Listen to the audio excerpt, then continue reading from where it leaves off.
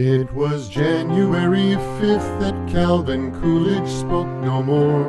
On the 6th life ended for Roosevelt, first named Theodore. Schuyler Colfax 'twas the 13th, that just one more breath there'd be. And the 13th too would see the passing of Hubert Humphrey. Then John Tyler's end came on the 18th, too late to revive. The 22nd, Lyndon Johnson, no longer alive.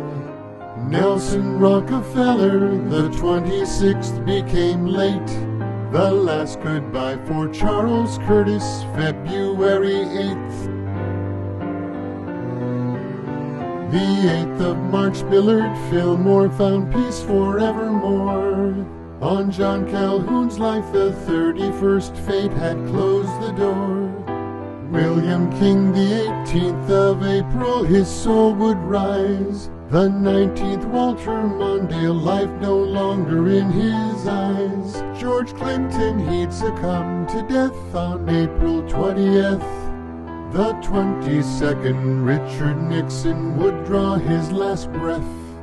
Charles Dawes, the 23rd, would come his mortal end. The 30th, into the afterlife, Barclay transcend.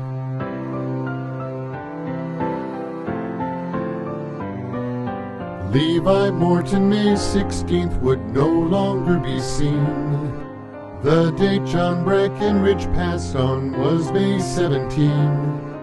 Death came to Thomas Marshall on the 1st of June. Charles Fairbanks the 4th was sadly gone too soon.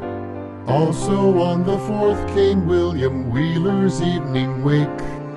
June 11th, Daniel Tompkins' soul the Lord would take. The 14th of the month, death would claim Adlai Stevenson. Then on July the 4th, the life of John Adams was done. On that same day and year, Thomas Jefferson's soul took flight. The 4th of July, to Hannibal Hamlin lost his light. Martin Van Buren, the 24th, his heart lay still. The 31st, Andrew Johnson succumbed to God's will. The 14th of September, Aaron Burr's soul would break free. Spiro Agnew on the 17th passed quietly. James Sherman's ending came on October 30th. November 3rd marked the sad day of Dick Cheney's death.